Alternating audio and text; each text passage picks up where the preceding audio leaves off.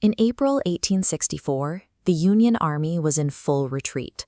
After a disastrous military campaign, thousands of exhausted soldiers fell back down the Red River toward Alexandria, Louisiana. But as they arrived, they discovered a sudden hydrological crisis. The river's water level had unexpectedly plummeted, exposing miles of jagged rock. This created a strict mathematical problem. To see why, look at this cross-section of an ironclad gunboat.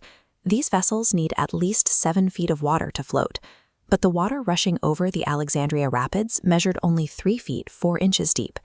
The math dictated a physical reality. 10 heavy ironclads, the core of the Union's Mississippi River Squadron, were completely trapped above the shallows. The physical geography of the river had rapidly become a deadlier threat to the Union Navy than the entire pursuing Confederate Army. Admiral David Dixon Porter faced an agonizing choice. He could either blow up his own fleet, destroying millions of dollars in naval assets, or abandon the ships to be captured by Confederate forces. The Army's commander, Major General Nathaniel Banks, had his own problems. He and Porter despised each other, but Banks was forced to halt his retreat to protect the stranded fleet. Banks ordered his formally trained military engineers to evaluate the rapids. They surveyed the shallow channel, ran the numbers, and declared the situation completely hopeless. Textbook military strategy offered no way out. Saving the fleet would require abandoning standard doctrine entirely. Lieutenant Colonel Joseph Bailey was a staff officer for the 19th Corps, but his expertise had been forged in the logging camps of the Wisconsin frontier. For 20 years before the war, he had been a lumberman, building the dams and bridges needed to move timber downriver. Bailey proposed applying those same civilian techniques to the Red River. As you can see in this overhead layout, he wanted to build a massive dam straight across the channel, choking the flow to manipulate the hydrology and artificially raise the water level. The scale of the project was staggering. The river was over 700 feet wide, flowing at a swift 9 miles an hour. To build it, Bailey drafted 3,000 skeptical soldiers to work around the clock. Out of pure desperation, the United States military placed its survival entirely in the hands of a lumberjack's intuition. Bailey designed a 3-part structure. On the west bank, troops stripped local buildings to build large wooden boxes or cribs. They pushed these into the river, filling them with rubble and heavy iron kettles to anchor them. On the forested east bank, Bailey built a tree dam. Soldiers stacked whole stripped trees lengthwise with the current. This created a self-loading mechanism.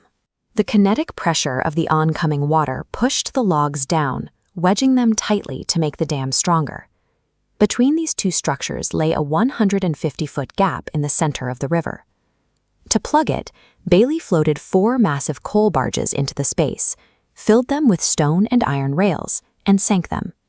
In just 8 days, these 3 vastly different improvised structures locked together to successfully choke a major American waterway. By May 8th, the water pooled behind the dam reached 6 feet deep.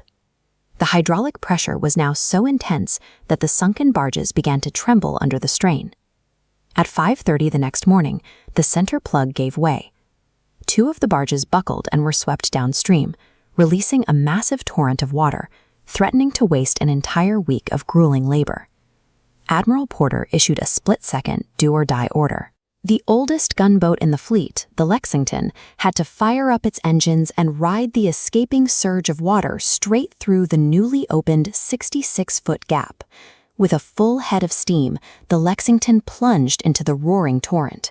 The ship pitched violently, scraped the rocky bottom with a harsh grind, and shot into the deep water below to the cheers of 30,000 watching troops. The dam had broken. But that terrifying gamble proved Bailey's core scientific theory was correct. The river could indeed be manipulated to float the fleet. To finish the job, Bailey made a rapid mechanical adjustment. Look at this overhead view. His engineers built a series of smaller wing dams further upstream. These absorbed the water's kinetic energy, slowing the current and taking the crippling weight off the main dam. It worked. Over the next few days, the remaining ironclads safely passed over the rapids, allowing both the Army and the Navy to finally escape Alexandria intact. Ultimately, the Red River campaign was a strategic failure that cost thousands of lives and delayed the end of the Civil War. But the rescue of the multi-million-dollar fleet averted a total military catastrophe. Joseph Bailey had achieved what West Point-trained engineers deemed impossible. He rescued the fleet by applying the physical ingenuity of a frontier lumberman who simply knew how to work a river.